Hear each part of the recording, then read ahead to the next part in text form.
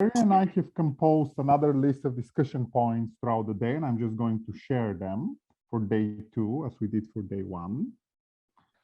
And you should be able to see them. Hopefully, Terry, you see them. And these are based on the different sessions in this symposium. So the first part was about the experimental systems for exploring mutational signatures. We thought some interesting things that came, also the impact on DNA damage and DNA repair on the signatures.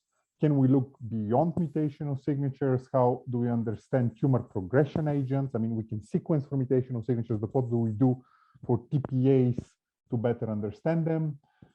We also need to be very aware of the limitations of the in vivo systems. Wild-type mice do not have ApoBec. I mean, Ruben showed some beautiful work where he has mice with ApoBec.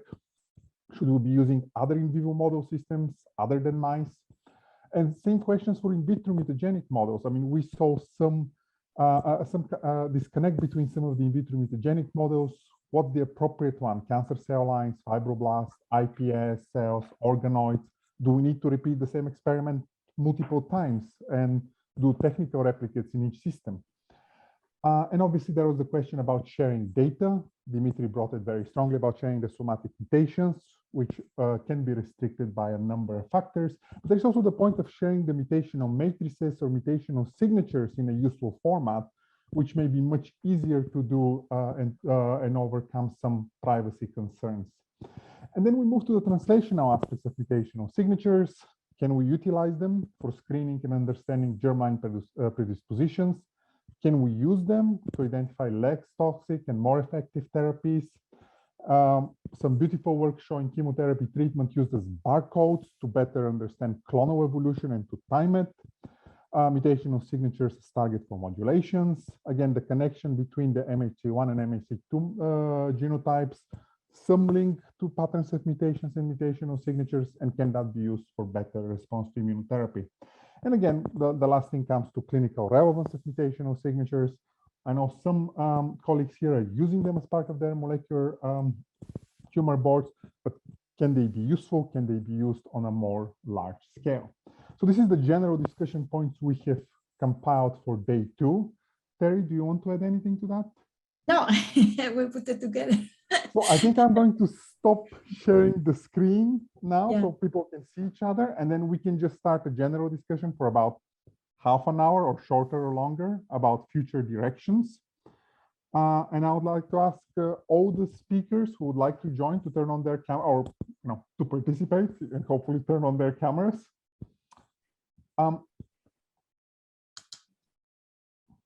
Give it a second.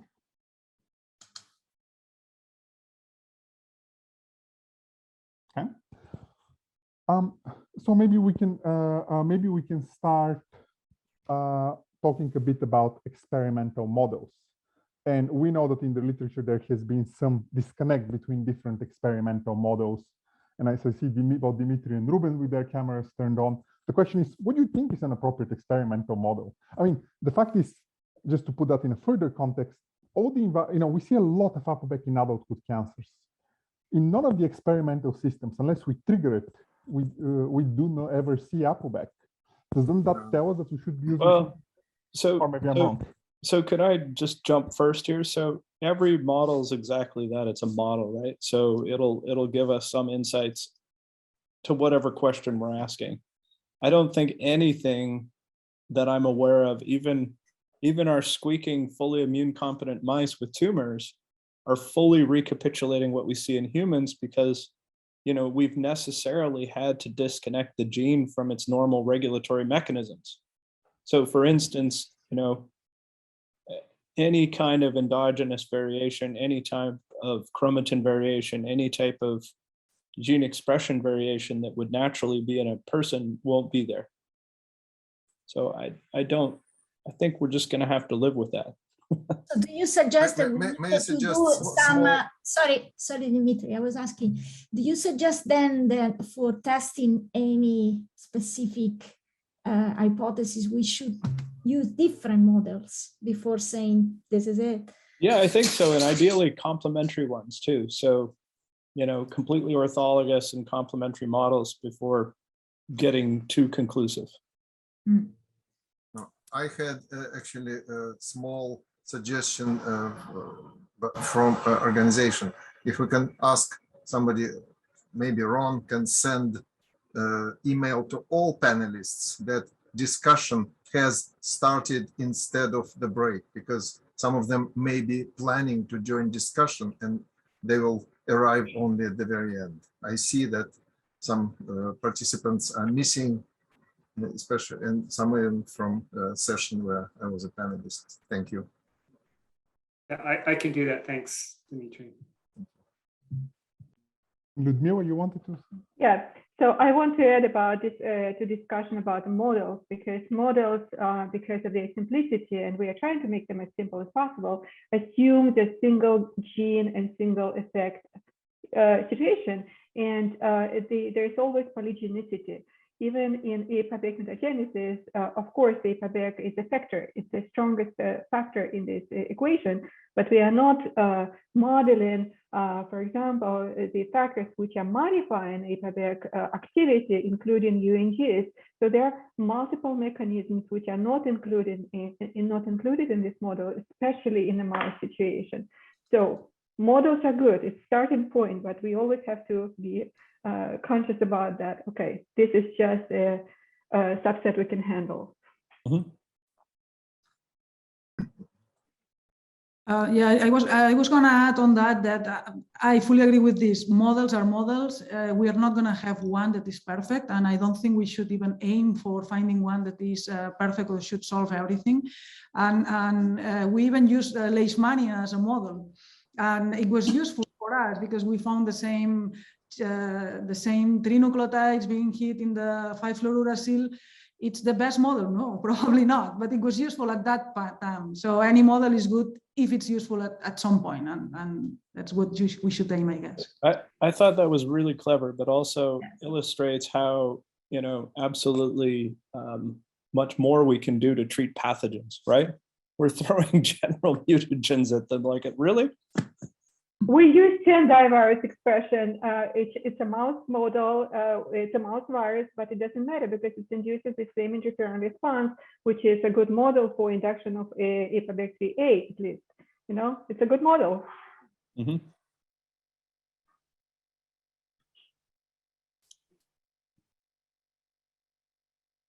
So what about, can I ask just a general, it wasn't really on your question list, Ludmila, but what are the merits of, lots of single cell sequencing versus, we saw yesterday, small volume sequencing, micro section sequencing versus bulk sequencing. So, the feasibility of microsection and single cell isn't there for everyone. Yeah, I mean, obviously in the single cell, you get the read from a single cell, and you can start looking on evolution at the single cell resolution. If you sequence bulk, or even if you sequence LCM, laser capture microdissection bulk, you're going to look at some somatic clone that has expanded.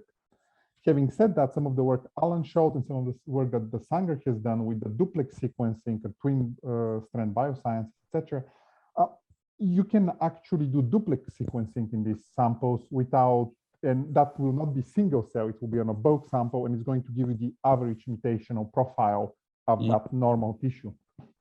So I think it depends on the question that one is trying to answer. I think it will get really exciting because there is a lot of single cell sequencing going on the RNA level. And if we can get some mutations from that, and I know people were working on that from single cell RNA-seq, to get really exciting to be able to do the transcriptomics and the genomics on a single cell level. Mm-hmm. Yeah, absolutely. Also for tissues that you don't have any clonal structure that you can identify, or then you are lost, right? You can do this duplex sequencing, but that's a bulk, so you are seeing everything together. So, for example, if there could be a number of cells with high APOBEC activity and others without, you have everything average, and you cannot see this heterogeneity. Yep. I think that's true with all the processes. Yeah. I'd like to revisit, if others want to, the childhood versus adult also. So with respect to processes there and how they may be differently treatable. So do many of the childhood cancers have common drivers? So one I'm thinking of is fibrolamellar sarcoma, I think, of the liver, where there's a single driver, and so a single event to focus on. So how many fall into that bin? I mean, there are a number of childhood tumors that have diagnostic mutations. They're kind of pathognomonic. The leukemias, there are a bunch of them. In the sarcoma world, of course, there are as well. I talked about Ewing sarcoma. Yeah, so certainly those do exist. So we don't need big genome analysis there. In those cases, no, except the genome helps to clarify how those things came about in the first place. In our situation, we're able to show that it came about through a complex event and not something that was missed for many years by traditional karyotypic analysis. Yeah.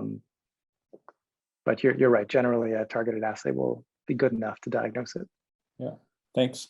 But just to add to that, Adam, I mean, I think the people who work on childhood cancers are really, at least in the North America, pushing towards the whole genome sequencing, incorporating mutational signatures, incorporating other features, whereas most of the adulthood cancers, I mean, we'll get the Foundation One panel, the whatever Tempus, etc., the different commercial panels there, but we may, if we're lucky, get an exome, but I've never seen clinical genomes, so they're extremely rare here.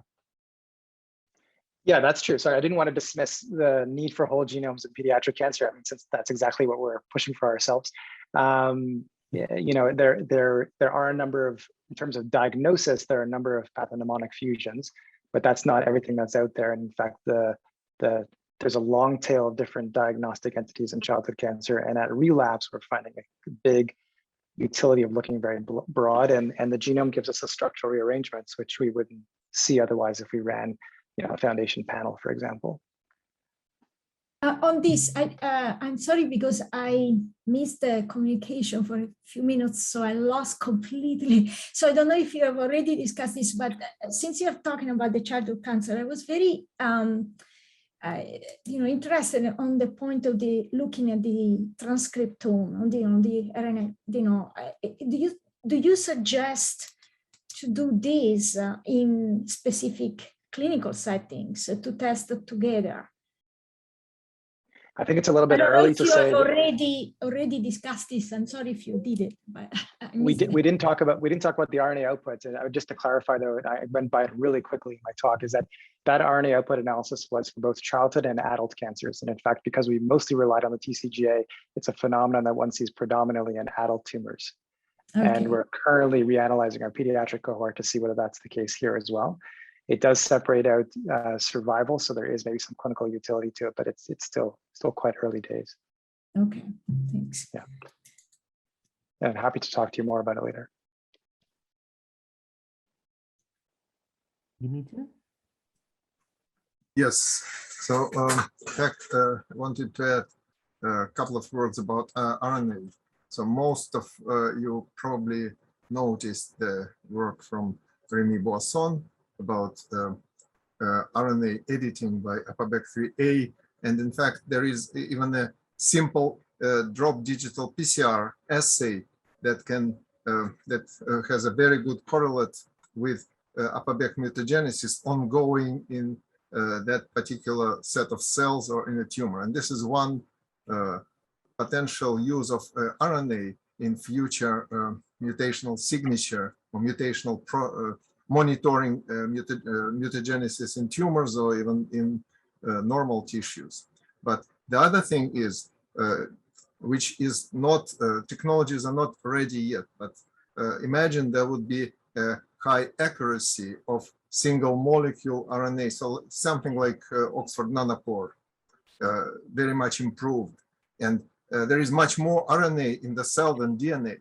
So that goes back to my, in order to study mutations, we need mutations. So, and this single molecule nanopore sequencing, it can detect lesions, not only changes to conditional nucleotides. So that may be another field that may change the small group that now is gathering on these conferences to something that happened with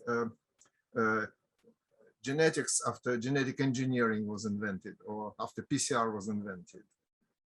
Yeah, can I comment on that? So I think definitely on the RNA front, Dimitri, you know, in a clean model system, since we started talking about that, you know, like the HAP1 system or an isogenic mouse, we're actually not seeing much, if any, RNA editing by A or B in bulk at, you know, transcriptome wide. But I think if you do look at and we're also not seeing much genomic mutagenesis of loop structures. But if you do play the game on hotspots that are in some way, shape, or form preferred by those enzymes, you will see it. But I was actually not fantasizing about enzymes, but about the way to detect ongoing lesions in nucleic acids. Yeah, So no, I know you were. RNA and DNA are very much alike. So and they have the same basis with just one amino group. Actually, yeah, one amino group difference between two purines. So imagine nanopore-like sequencing would be able to detect lesions in RNA. In fact, it may be going way beyond projecting into DNA mutagenesis, but also to gene function, to cell fate, cell functioning. Yeah. Ludmila and then Nuria. Just a short technical comment. So we are trying to detect something by Oxford Nanopore, but each of these methods has technical limitations and amount of big background noise, which is hard to differentiate from real changes, which you do expect in low fractions and low amounts. Okay, so it's attractive but not easy yet. Mm-hmm. Yeah, PCR was not very efficient at its birth. Yeah.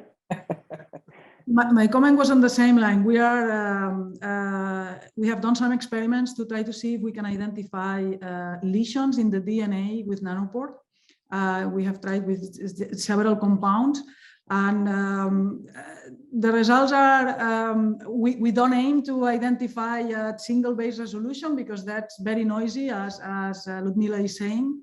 But the patterns are there, and I think we are in a very early stages, but it can be interesting and promising.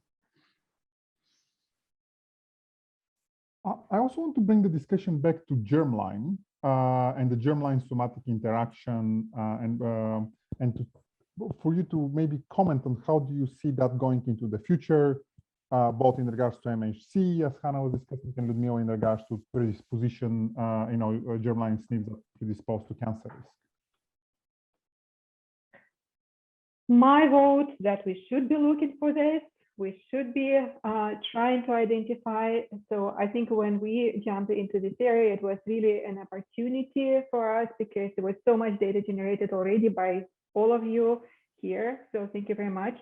So we could relate it to germline variations, which we already have. So moving forward, we still have to look and do that. I don't think it's going to be a lot of new things to discover in terms of common germline variations, because probably a lot of this has already been picked up by, including by TCOC analysis. But uncommon variations, especially those very penetrant, very high effect variants, like including in HLA, and those which are coding polymerases and mismatch repair and NER genes, we definitely have to look for that and test them.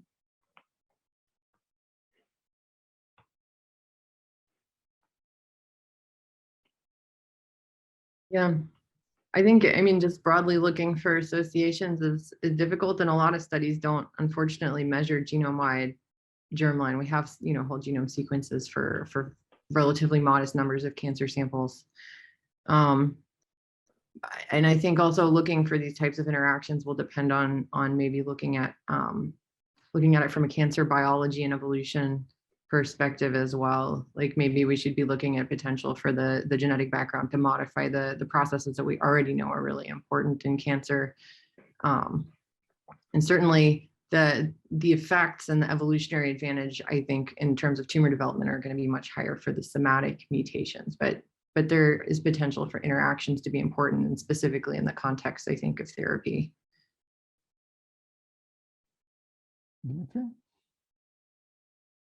Yes, so in relation to germline, yes, there are big panels of humans, human genomes sequenced, like 200K UK and 1 million in the United States, and all these cohorts. The consent does not include recall of a patient to offer the another consent to collect the next generation of biospecimens to follow up on mutation, on some gene function.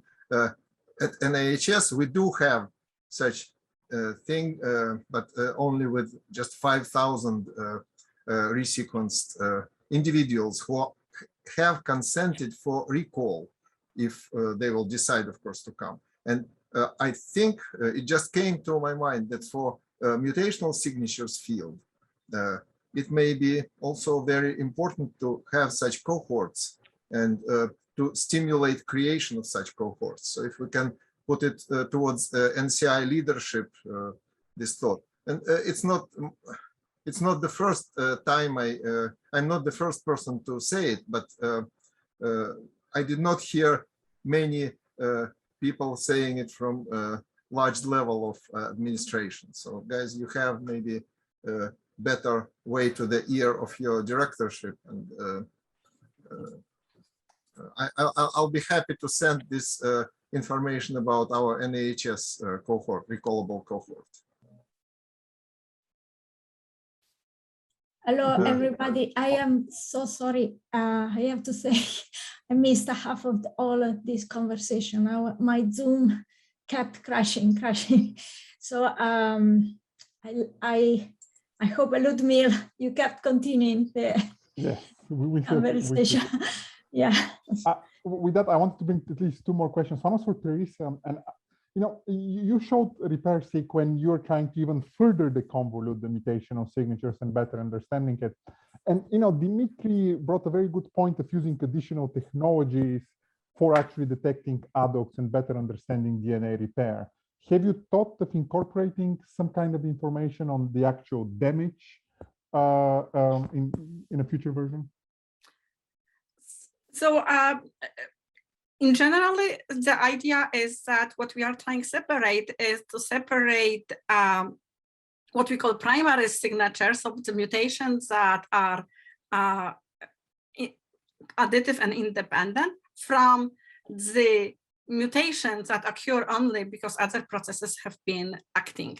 So mismatch repair is just the best example of it, but we also saw some other interaction. For example, you have an interaction between homologous recombination deficiency, and then also there are also some, you know, that causes some additional single-stranded regions that, you know, accumulate only because homologous recombination happened and accumulate in the places that are favored by homologous recombination. So they're going to have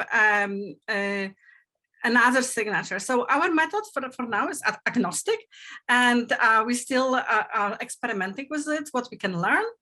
But in principle, yes, we could try to make some of the composite signature, decompose them into simpler atom, which may be very informative, hopefully. Yeah. And thank you. That's, I mean, it will be very informative and interesting to see that. I wanted to bring up the point of some signatures being very similar. And actually, Nuria, I'll put you on the spot here with the signature of 5FU, because you get a very clean signal. But on the other hand, we have mouse cell lines and mouse tumors that grow endogenously without being exposed to anything. So it's either the same mechanism or it's a different mechanism generating the same signature. And I'll be honest with you, I'm not sure how quite we handled that. Whether how can we distinguish that? I'm not sure whether you have thought about that. Yeah, So- no, If I may quickly say something, so one additional things that we can capture computationally is the fact that if we have the same signatures, it's the same process, but hitting in various regions, and therefore you have different nucleotide composition because of this one, then we have a simple transformation of mutational signature to conditional mutational signatures that can tell us whether those signatures will be the same under kind of conditional probability that we ignore completely, So that will give some of the information. Of course, that's not all of the, knowledge. Okay, I will let other people. no, I just was gonna say that I think we have to be prepared for different process giving exactly the same pattern. Maybe not exactly, but so similar pattern that at some point we don't have enough capacity to distinguish it. That's what happened with the 5-fluorouracil and signature 17. It has to be a completely different process because in this esophagus that you see the signature 17, you don't have 5-fluorouracil. So, but it ends up into a very, very, very similar pattern, as similar that it's very difficult to separate it by the mathematical processes. So, but maybe as Teresa is saying, adding other sources of information, or for us, the only way was seeing that this one appears in the patients treated, and the other one appears in the esophagus non-treated. Was similar also for the aristolochic acid and the DBTDE that Serena showed. It was very, very similar. So how do you distinguish that? Right. Yeah. Adam. Do you think that maybe using a broader sequence context and or much, much deeper sequencing that'll give you lots more mutations would allow you to differentiate, say, things like 5FU? This is a question to Ludmil and or Nuria. If you went broader, Ludmil, with your broader context. We have done a similar exercise. Do they still the same? We have had similar problem with something called 4NQO as a mutagen and tobacco smoking. And essentially we get exactly the same signature when we tried, or BAP and 4NQO. So I don't know. And Nuria said they may be from different mechanisms, and I'm not sure whether we know or whether there is enough information to say they're completely different mechanisms, or it's possible that 5FU goes through the same mechanism as whatever signature 17, and there has been some speculation of oxidation there or of hitting the DNTP pool, etc. But there are sets of those signatures, and again, I think Serena's paper in Cell also showed that they generate the same signature, and it's very hard to separate them. Yeah, and I'm not quite sure what we do other than just put multiple causes, or they go through the same mutational process. And if you to look at the larger context, like Adam was saying, then you would need tons and tons of mutation you cannot do without whole genome sequencing, right? So it becomes almost prohibitive in many cases. Yeah.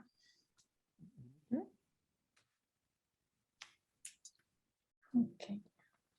There's some questions from Q&A, you may check. Especially about NCI funding, if it's being planned. So sorry, Mira, can you repeat? Can you repeat? There are some questions on Q&A, and maybe to Ron about possible NCI funding for specific research on mutational signatures. We put you on spot, Ron. Do you plan to give some money? Oh, so this symposium is really directed to look at the scientific opportunities and research gaps. So it's really not a discussion of funding that would follow potentially after the meeting. But that not today. Okay, no money today.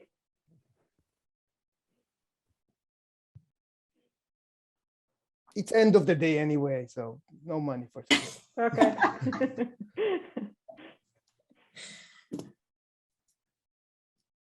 Serena, do you want to add anything in regards to signatures that look the same from different sources?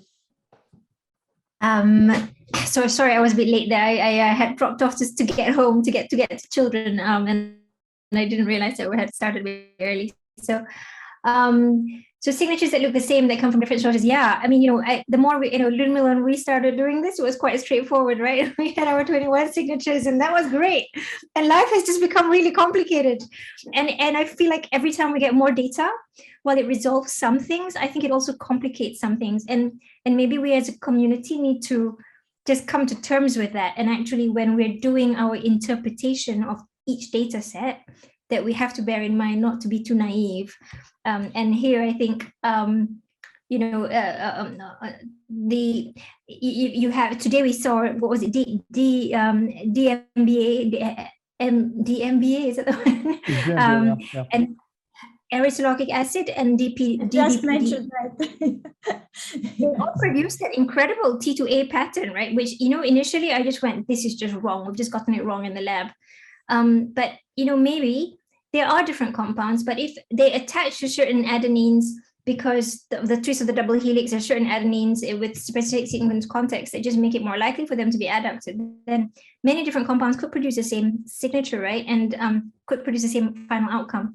And yeah, so the difficulty then lands with us to try to interpret the biology of that. And I don't have a solution, I'm afraid, but I'm so glad that we're trying to have these conversations, because I think the field has matured, and I think we all appreciate that it's a lot more complex. I also kind of wonder whether sometimes when we try to make it too orthogonal, so when we try to separate out the signatures too much, that then we lose some of the true biological signal. And that one, again, I feel like I learned something there about signature 4. It would have been so easy to try to ignore that, pull out that T2A signature to make it a signature 22, but actually it's a true part of signature 4. And we didn't know that until we started doing the experimental work. So yeah, we're all learning. I don't know, but I'm very happy to sort of try to engage in these sorts of discussions about how do we do this so that the extractions and the analyses are easier and are better for everybody else. Because, we know roughly what we're looking at. So we know when we see something that doesn't fit, that we question it. But I get to review some really funny things. Dimitri and Teresa? So should we recommend some disclosure statement similar to disclosure statement in any investment website? Invest at your own risk, and for signatures, interpret at your own risk, because this is in fact situation in the field. So many people now, I agree with Serena, there are so many overinterpretations in follow-up articles that see biological value where biological value may or may not really be present. So I just wanted to add a little bit from based off my perspective, is that for example, many of the drugs may cause, say, the bulky DNA adducts, and then no matter what the drug was, we'll have the same being resolved similarly. Right. So we have to also, so this is this, hopefully that if we can distinguish, we can kind of separate this damage from repair computationally more strongly, that we've been successful in some cases, that may also help to see, the differences in the primary signatures too.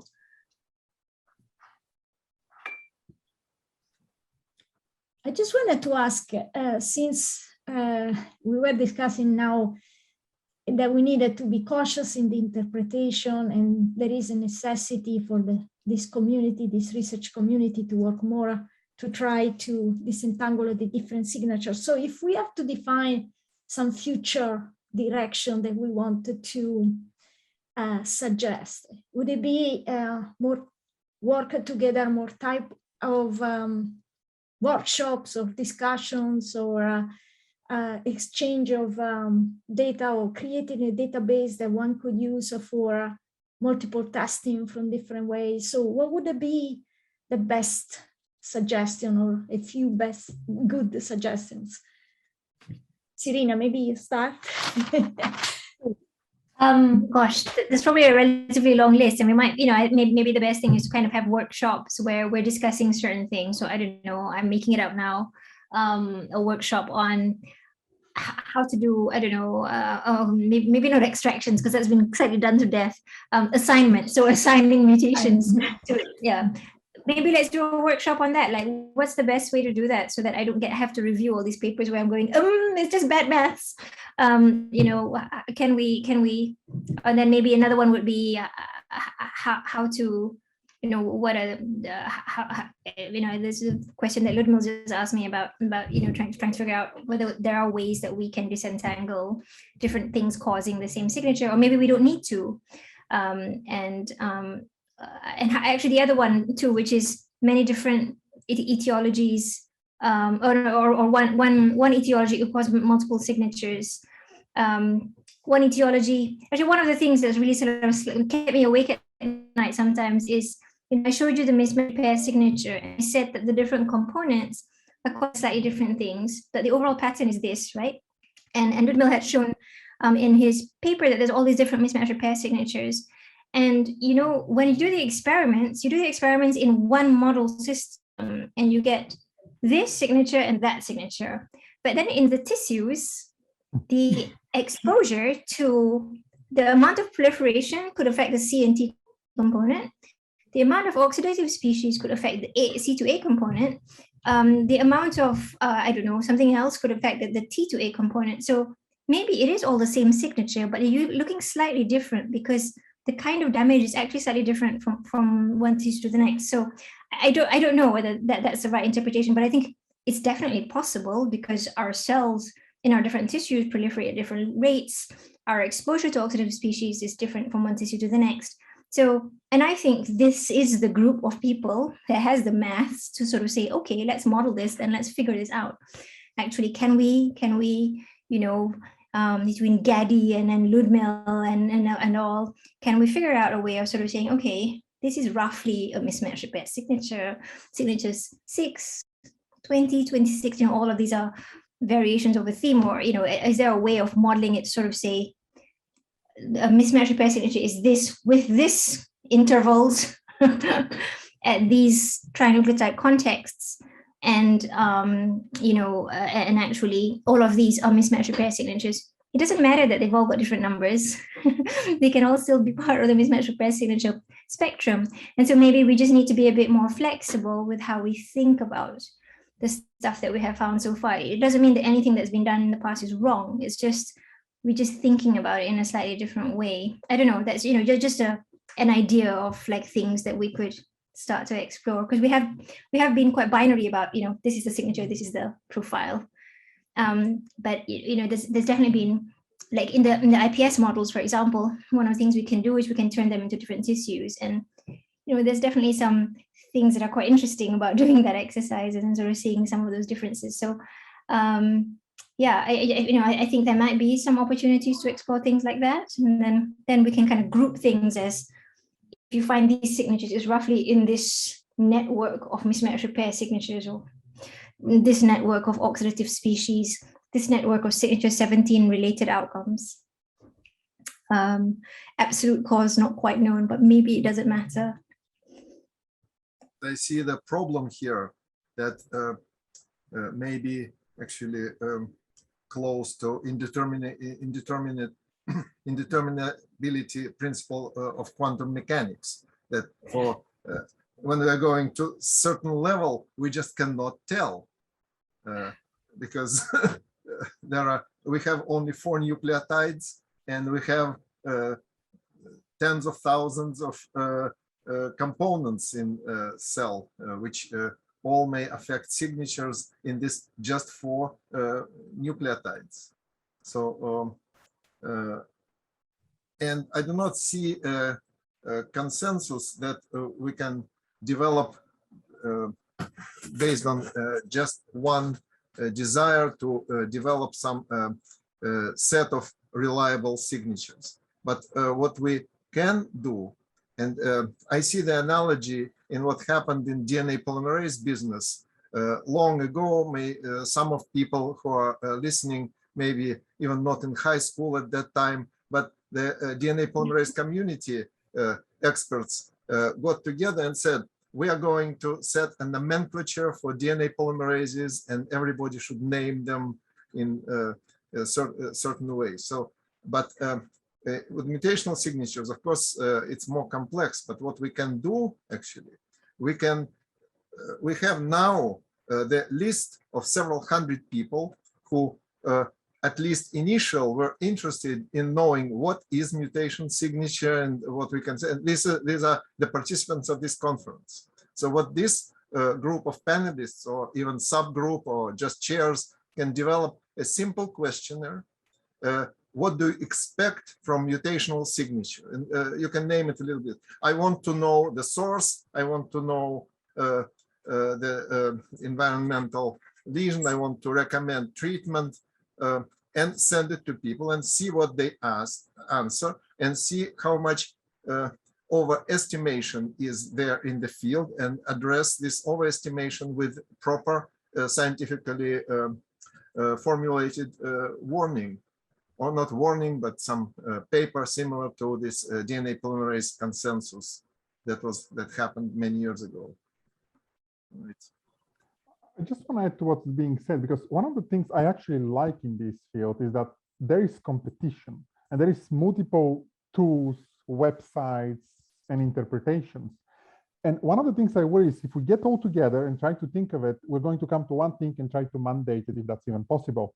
Whereas if you have multiple competing ideas, just over time, one of them will be the right one, hopefully the right one, and it will be able to overcome the others.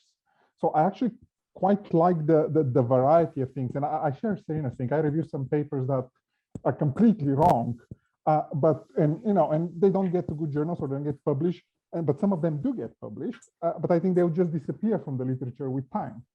Whereas the things that are true will eventually prevail. But it's trying to synchronize everything in a same line of thinking. I'm not sure that's the best idea. I think we should keep the competition. We should have comparisons, ideally unbiased comparison by a third party, which someone like the NCI can play if they don't, somebody who is, but try to come to attack the problem from different angles. The problem is that I agree with you. The problem is that we are lacking in some things ground truth. So Serena's experiments are one type of ground truth, but we need to, because otherwise we could, even the same person on Monday could have one algorithm, on Tuesday could have a different algorithm, get two different results, and then which one to believe? So you have to kind of have some ground truth, and by adding chemicals, by knockouts, by doing experiments that we can say, here's the cleanest experiment that generates a signature of a particular thing. And then I think we could start to go and combine them and see interactions. I couldn't join all the talk, so I don't know how much was discussed about interaction between signatures, but there are clearly interaction between signatures, because there's the repair, the damage and the repair, and that could cause interactions. So I think that that there's, by generating, and that's something NCI level of generating or pushing to generate ground truth data for individual signatures and combinations of signatures, et cetera, and then we could start to develop tools, computational tools that try to kind of find these from data and do a better job. But if there's no ground truth, it's very difficult to know who's right and who's wrong, and what method's working better than others. And I think in the world where we like to think that everything is perfectly fair, then yes, competition is reasonable. But the world's not completely fair, and some people have bigger backers than others. So it's not necessarily that there's some assumptions in there. But Nuria got her hand up. Yeah, no, I was going to say that I agree with Ludmila. It's probably not the right time yet to get a consensus and a reference that is everybody's going to use it, because the mathematical models are still improving, and also the data that is being generated. So if you now fix it, you have the risk of limiting the creativity, and I don't think we are there yet. So I agree with Gadi that it would be interesting to have a ground truth, so that at least, for example, you could have a competition and compare algorithms. But I don't know what the ground truth would be. We discussed at the beginning about models, and what would be the ground truth? Would be in a cell line model, but probably it's different than if you do it in mouse. So that's kind of difficult also to think what would be the right ground truth. So I have a question to Gadi. Is ground truth achievable for multi-channel mutational signatures? If I understand, ground truth is something that is correctly interpreting the source of a signature. Okay, underlying, something is really happening. There's some damage that happens in the DNA, and there's some repair mechanisms that try to repair the damage and succeed in some damage, and some is not repaired, and therefore it becomes mutation. So that there molecularly, if we had if we could look at the level of the atoms, there is ground truth kind of there. So I mean, that's now, can we do it or not? It's not that simple, but there is the chemistry or biophysics or whatever you want to call it exists. So I think that that would be the ground truth, but it's a complicated ground truth because it's a process of damage and repair, and there are different time scales of the creation of the damage and different time scales of creating the repair, and there's transcriptal coupled repair and replication repair, and there's different events happening at different times. So if a cell line if you wait a little bit of time, maybe some damage is repaired. If you wait more time, maybe more damage is repaired. So the experiment could yield different ground truth. But if we model it correctly, then I think, yeah, we should be able to get to the ground truth. And effort in cleaning the experiment such that they are reproducible. So many labs could reproduce the same signatures and in different settings, and that would then, people will have kind of a good feeling in their stomach that, yes, there is ground truth. Now let's see that we could model it and mathematically.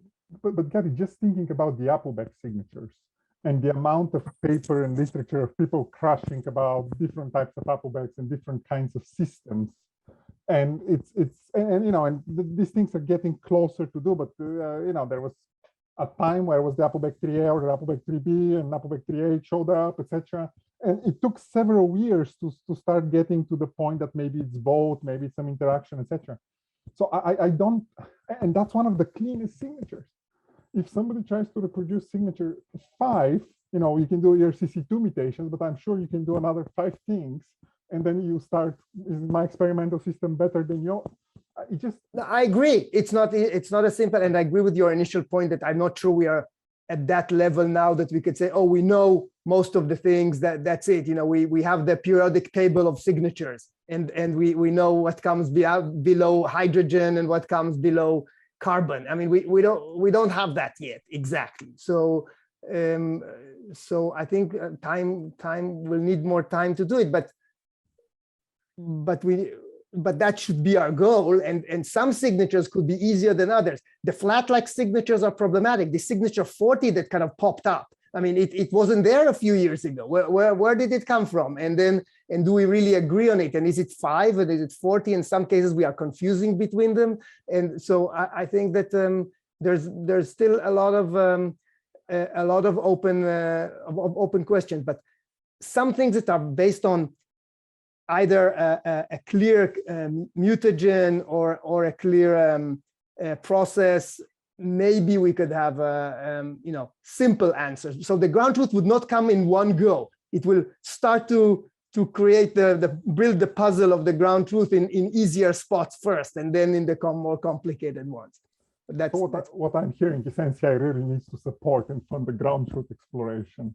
I'll move to Teresa, Serena, and then Nuria. So I wanted to reverse this. Do we really, so to which extent we need those signatures to correspond to ground truth, and to which extent we really need to have them as reference point?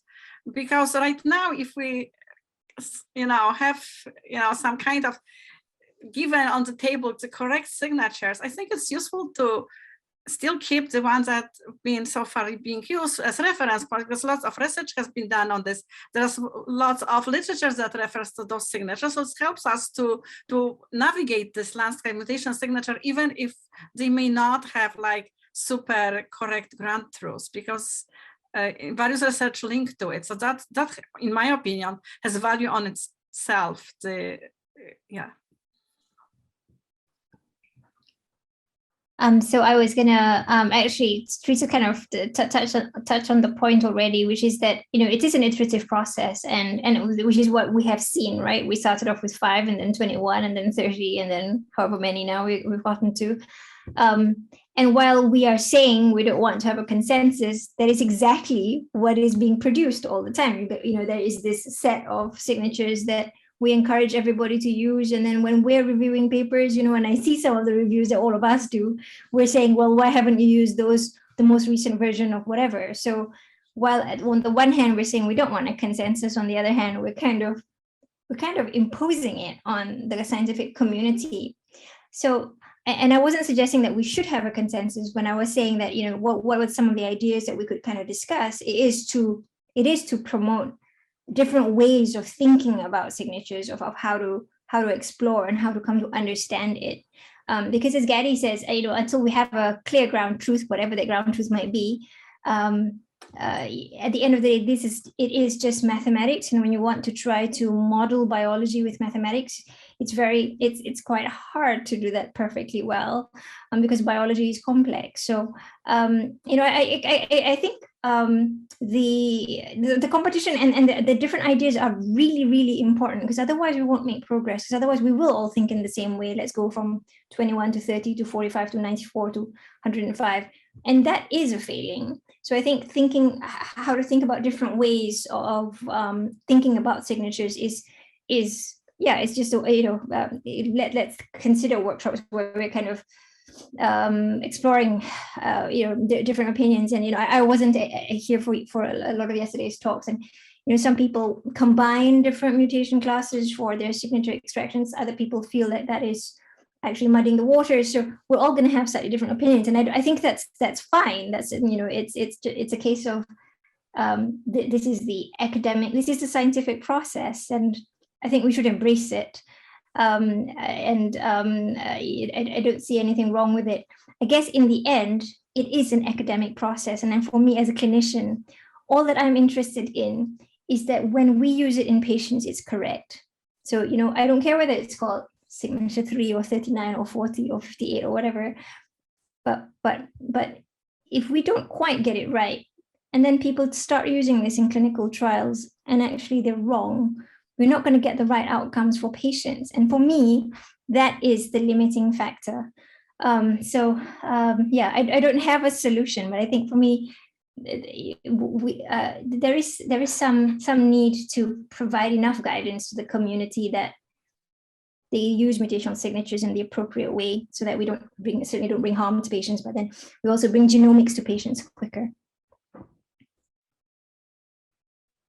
Yeah, I was going to say that it seems that we all agree that it's not time to have a kind of a periodic table of the signatures. We are not there yet. But probably it's also true that there are some signatures that are more clear than others. So some that are very noisy and uncertainty level is very big, and they appear sometimes and they don't appear others, while there are some that always appear exactly the same. So if we could assign to each of the mutational signatures some type of uncertainty or error bars, or I don't know how exactly, but so that there would be some that are very stable, very clear, and everybody would agree. And this could start building into this reference, but you know, we have to kind of be careful and put some numbers there. So I want to clarify what I meant. In fact, I tried to explain what I mean on the consensus, not consensus on what signatures, what are all the signatures, and what is the list of signatures that is canonical, but more like several small number of statements which will just say where is the limit to our potential interpretation of signatures at the moment. So that does not exclude evolution. It just says at this moment, our microscope, or as it is transformed into another word, mutoscope, is good for what is good. And maybe next generation will bring electronic mutoscope. So instead of Dimitri, optical mutoscope. I completely agree with what you're saying, Dimitri. But I also want to say that what's to an extent, this is extremely important to what Serena said, the signatures that are actually becoming clinically actionable and people's lives are being affected by them. And every time I see some of those, it's very, especially signature 3, which is really flat, it's very cringy to see when signature 5 is being used. And it's scary what the limitations are there. So we actually had a discussion of an hour instead of the planned half an hour, and this is towards the end. I just want to leave it if anybody wants to add anything in general about this meeting, and then I think Terry and I will say a few words to conclude it. Any last comments from anyone? Many thanks to organizers. Yes, fabulous conference. Yes, thank you. Thank you so much. We hope to organize such things in the future. Yes, thank you also from me. I'm connecting by phone since I completely lost connection. It's really, really a great discussion. And let me also thank all the speakers and the panelists and obviously all the participants for being part of this meeting. And I hope we have, as I said, many future meetings like that. And Ron, do you have any last words? I just wanted to echo the thanks to all the participants, people in the audience, as well as the speakers and panelists. It's been a wonderful meeting. It's been filled with so much information, and certainly we'll look to see what the conclusions are and see how we can plan forward for this field if possible. And but I do appreciate all the great science that was discussed over these 2 days, and thank everyone again.